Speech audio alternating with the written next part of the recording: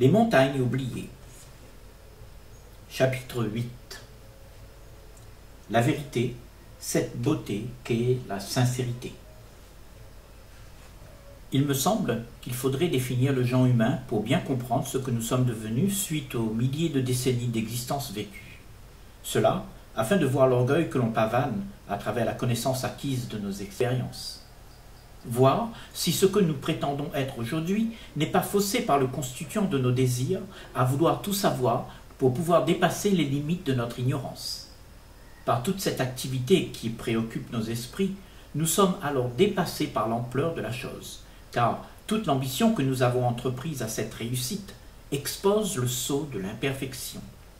Toutes les actions pour améliorer l'existence n'ont pas résolu le problème crucial de l'homme. Il demeure dans le désarroi de son ignorance et souffre de l'insécurité et de l'injustice grandissante que toute l'activité humaine engendre. Ne faudrait-il donc pas admettre que nous ne savons rien et ainsi apprendre la vie à partir de cette évidence? L'activité qui prélude l'enfermement de l'esprit.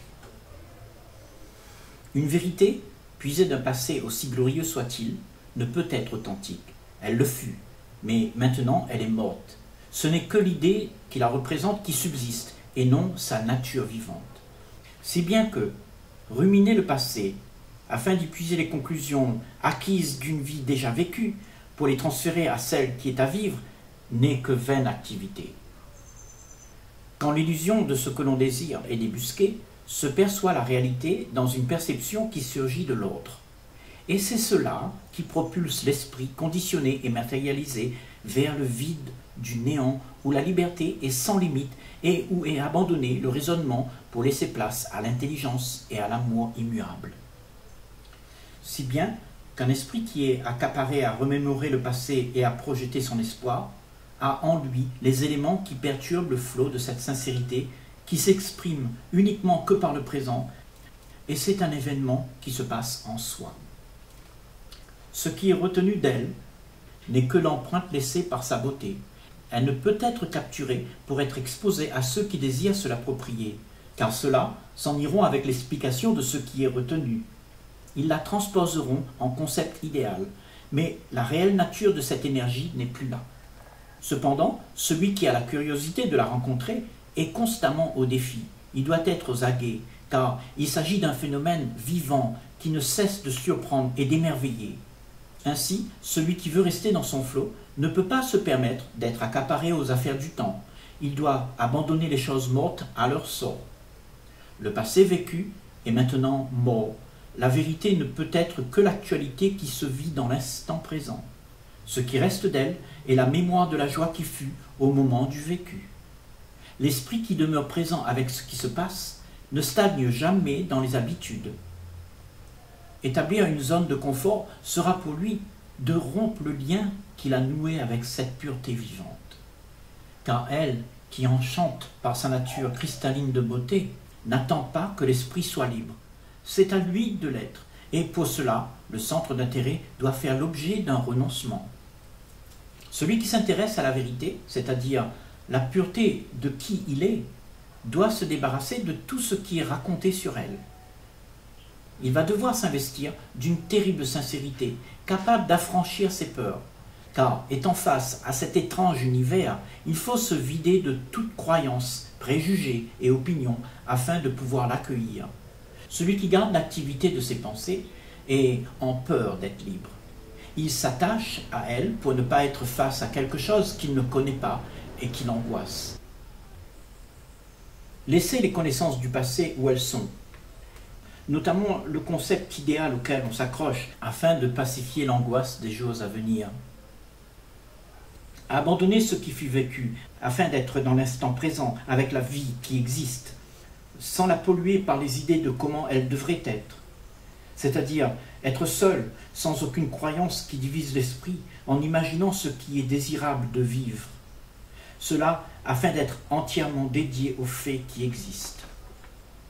Être soi, c'est être authentique, présent dans la réalité de ce qui existe, sans se donner la possibilité de fuir l'immense liberté qui se dévoile à soi. Autrement, cette possibilité que l'on a d'étendre sa perception sera limitée par l'assise dans le confort que la pensée projettera. Et d'autant plus, il y a le fait que cet espoir à poursuivre n'existe pas. C'est une histoire que l'on s'invente, sans fondement réel, une pure tromperie de la pensée.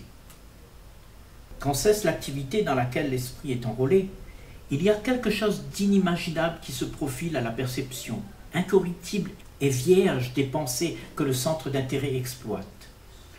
Toutes les croyances que la pensée invente et que l'esprit convoite à travers les rites traditionnels, afin de quémander ce qui est désiré, sont les activités des illusions projetées de notre propre invention.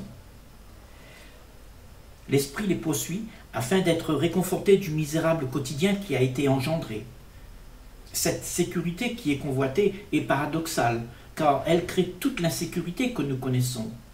Elle développe les peurs, la méfiance et les conflits qui fabriquent la souffrance. Car l'immensité est réduite à un concept où l'esprit est en dualité entre être et ne pas être. L'activité des quotidiens est alors la manifestation des tourments de la rivalité. Elle miroite la fuite de ce que nous ne voulons pas voir.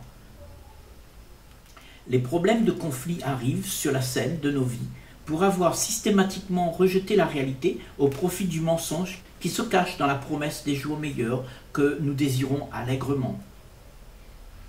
Cependant, celui qui reconnaît le mensonge et accepte d'y faire face se donne la capacité de réaliser des actions véritables et porteuses d'harmonie. Mais nous sommes cristallisés par la connaissance statique en nous appuyant sur l'expérience humaine. Ensuite, nous avons fait des conclusions pour interpréter l'immense lien qui soutient l'univers que nous sommes. En conséquence, nous ne savons pas qui nous sommes. Et au lieu d'avoir la clarté, la confusion sévit dans les esprits. Ce qui fait que nous répétons à travers nos actes le résidu de ce que nos conclusions ont mis en place. La perception que l'on a envers soi-même est une chose qui attise la remise en cause, mais que nous ne voulons pas faire, car la zone de confort installée serait dérangée. Les croyances réconfortantes que l'on a intégrées activent la conscience à un fonctionnement désordonné, car elle produit l'illusion sur laquelle l'esprit s'appuie. Et bien entendu, ce flux de pensée ne peut pas être l'essence d'une pureté fraîche. Il appartiendra toujours à ce qui est vieux, toujours limité à ce qui fut. Et comme nous le disions, l'esprit insiste à garder cette compréhension limitée afin de parfaire l'existence, si bien que tout ce qui sera entrepris par les moyens limités de la pensée restera inachevé et sera à nos portes un problème à résoudre. L'esprit est subjugué de problèmes qui font l'objet de nos tracasseries, car l'ordre n'y est pas. Le tout va, rampant à la catastrophe, enfonçant le monde dans le chaos. Mais nous insistons en nous faisant la promesse que tout ira bien. L'esprit est tellement habitué à fonctionner de la sorte que ces médiocres modes de vie sont banalisés et acceptés de génération en génération. De ce fait, toute la vie est consacrée à résoudre les problèmes créés par la pensée qui projette de construire le monde parfait. Et bien entendu, toute cette activité ne peut être l'essence d'une harmonie. Elle est actionnée par les limites de la connaissance des conclusions des passés vécus, toujours limitées à ce qui fut. Depuis les temps immémoriaux est énoncée la promesse que le bonheur viendra. Alors nous passons de bataille en bataille sans voir la fin de nos désirs. L'esprit est conditionné à ces modes de vie où il est dans la compulsive demande à engranger toujours plus de connaissances.